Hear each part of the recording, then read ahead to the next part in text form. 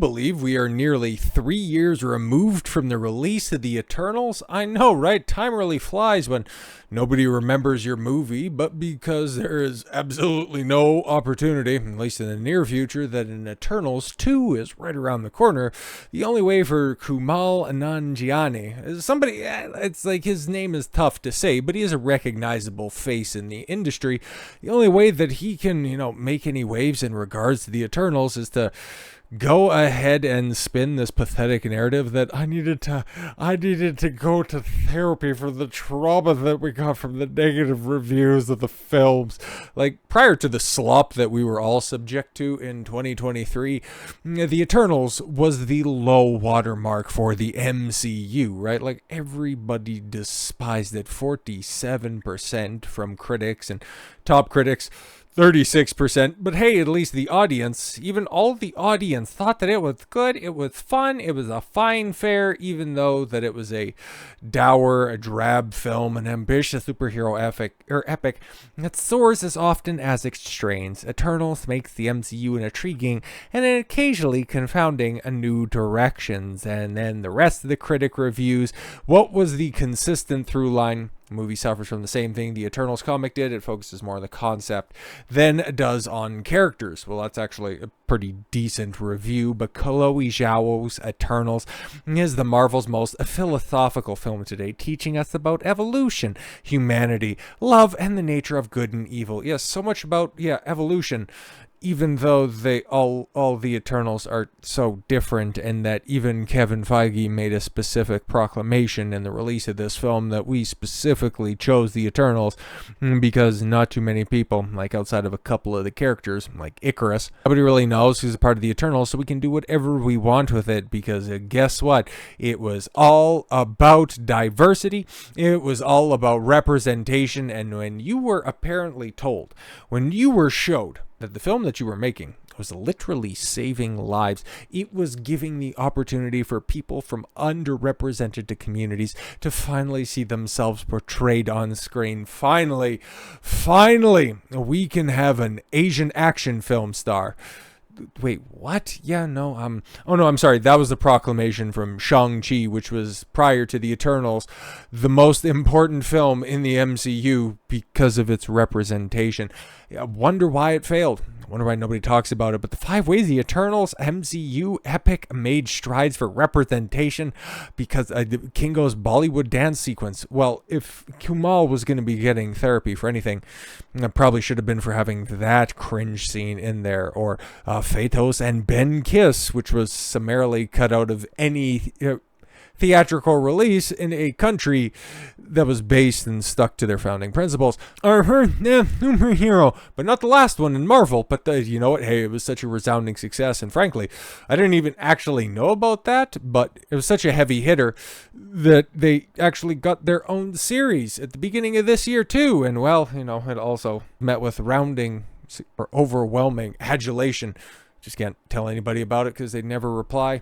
And a men-to-women ratio on a superhero team. And now that has since been vastly overcorrected. Because it's not too long ago we were talking about something where somebody said, oh, it's so great to finally see a bunch of women on the screen in the MCU. Yeah, it's so great that now that's happening at a time when literally nobody's paying attention to what's going on. But let's see what Kumail had to say about this.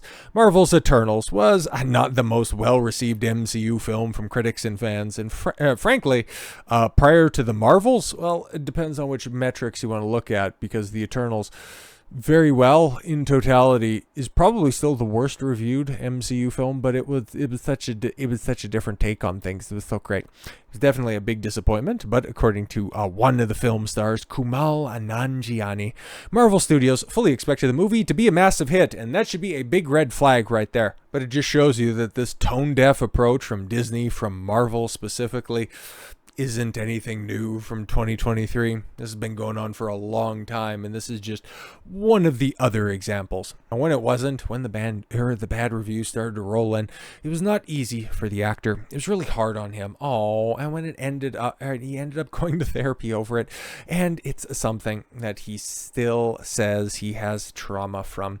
Nanjiani shared on Michael Rosenbaum's Inside of You podcast.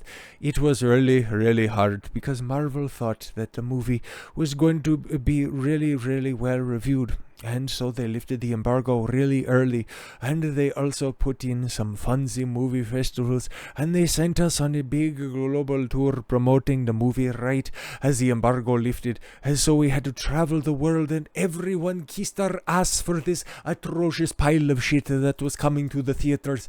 But then, when the people saw it, when the shills weren't the only people reviewing it, well, frankly, my friend, I had no idea how badly and how poorly it would be received by the public. And so we had to travel the world while we thought, and it's now becoming far more iron sheiky than I anticipated, but I'm here for it.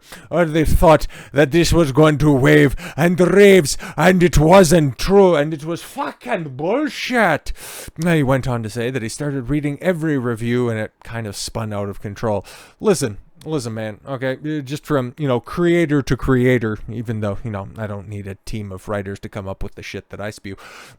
If you're getting backlash on a project and you feel really strongly about it, either you're over the target and you just need to go ahead and drill a little bit deeper, or if you don't like the responses that you're getting, you don't have to pay attention to them. How about that? I was too aware of it. I was reading every review. I was checking too much because this thing had become too much in my head. I think that there was some weird soup in the atmosphere. I make some strange phrases every once in a while. Sometimes when it's, towards the end of a recording day and things just start to kind of slur together. I've never heard of weird soup in the atmosphere. That must be an Indian thing. Dot, not feather. I'm quarter feather, so I would have heard of that one before. For why that movie got slammed so much. It was bad. It was really bad. It was bland. It was boring. It was forgettable. And it created one of the biggest plot holes and the constant meme that gets referenced even by normies at this point in time. Hey, when do you think the MCU is going to reconcile with that giant celestial sticking out of the Indian Ocean? Yeah, it was made reference to in one passing computer screen in She-Hulk. Yeah, we dealt with it, kind of like the blip. Anyway, it was really, really hard. And that's when I was like, this is unfair to me. It's unfair to Emily V. Gordon, Nanjiani's wife. Sorry, what? Bad reviews for a movie, and you took that personally, like Michael Jordan? What are you doing? I can't approach my work like this anymore. This shit's got to change. Nanjiani, no, now if you continue on with these box office bombs, now you're going to be making change for a living. Thank you. And then he started therapy in the aftermath of all and that, and said, I still talk to my therapist about it. Emily says that I do have trauma from it. Oh my God, man. Like this is the class of actors that we have. Okay, not the badasses like we had back in the cut with Christopher Lee, who was a paratrooper in the Second World War who killed more people than Kumail has cried about reviewing his terrible film. Unbelievable. Eternals currently sits 47% on Rotten Tomatoes, but it has a 70 some odd audience score. Don't worry about it, which at the time is the lowest critic score for the entire MCU, since surpassed by Ant-Man. Oh, okay, at 46%, so it's neck and neck, right? But yeah, as a fan of Jack Kirby's Eternals comics, yeah, it's so hilarious, right? Like, you have the bombastic drawings from Jack Kirby, a legend in the industry, the legendary Kirby crackle throughout the entire run of the Eternals. I'm not going to profess to be an expert in that stuff, but I know, at least when it comes to the initial run of the series, like it was pure. Whatever you think of comics, that was the Eternals run from Jack Kirby. And then you give it to a pseudo-documentarian, a Chinese, a director who has been excommunicated from her mother country by the CCP in order to try to score virtue signaling bucks by having a diverse director who is known for making bland productions. Oh, she won an Oscar. Yeah, about a chick driving around in a van. You thought that she would be a good fit for a Marvel film, so you take one of the most colorful, vibrant comic runs in Marvel's repertoire, and you make it one of the most visually unappealing offerings in all of Phase 4.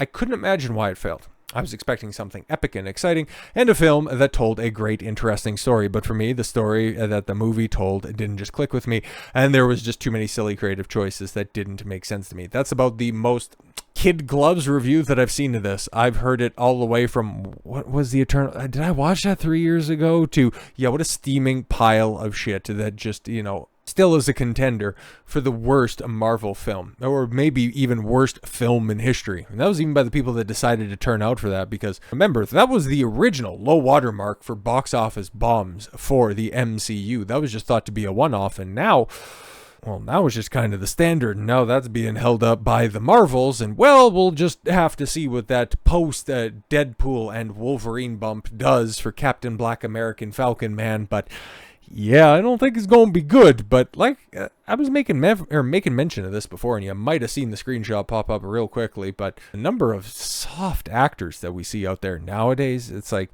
this is why Hollywood's in the shape that it's in. Terrible scripts, toxic production companies, and paper-thin actors. Acting is often glorified as a glamorous profession, but behind the red carpet lies a world, and the lines between reality and fiction blurs. Nanjiani's battle with negative reviews to Lady Gaga's deep dive into the darkness for the House of Gucci. Yeah, man, I want to see what her deep dive into portraying Harley Quinn for Joker 2 ends up manifesting, but we'll have to wait for that one. Zendaya's struggle with Euphoria, but she didn't have a problem filming that Devil's Triangle scene on I forget what the film is, but you know, the one where she got turned into a spit roast. Didn't seem to have a problem with that one. Michael B. Jordan's experience with Black Panther. Oh, this is new. Michael B. Jordan's transformative performance as Eric Killmonger in Black Panther. Yes, you know, the blacketiest black film ever, and it's so great. The first time in history black people were properly represented on film. Resonated with audiences worldwide. However, the emotional depths Jordan plumbed to inhabit the character, where he tried to rationalize killing children in order to get his point across. Great character. But yes, immersing himself in Eric Killmonger's anguish left Jordan grappling with feelings of loneliness and detachment. Yeah, they were so detrimental that he came back for the sequel. Another film that you don't remember in the MCU. Experiences of Nanjiani, Tom Holland, right? Lady Gaga, Zendaya, and Jordan highlight a multifaceted challenges actors face in reconciling to the demands of their craft. That's funny, because Gaga, Jordan, Zendaya, Tom Holland, they were all talking about how difficult it is to perform in front of the camera, right? Like Tom Holland forced to do some gay shit in the camera. I'm not taking that out of context. He was talking about that beforehand. Like, all of that stuff is how difficult it is to be an actor, and some of that stuff can be very interesting, the lengths to which certain actors are willing to go. But when you have a multi-millionaire in such a privileged position coming out and saying, I had to go to therapy, you guys should feel bad for me because my movie was bad and people told me it was bad. It's like criticism, constructive criticism, like you would get from your peers in Hollywood. Yeah, that actually helps you grow. And then just going and bitching, moaning, whining, and complaining to somebody that you pay, yeah, that really doesn't endear you to anybody. It just makes you come across as a baby back bitch. So with all that said, thank you all very much for the gift of your time. I've been Don Consuelo. I want you to follow your gut and get after it. Take care, everyone.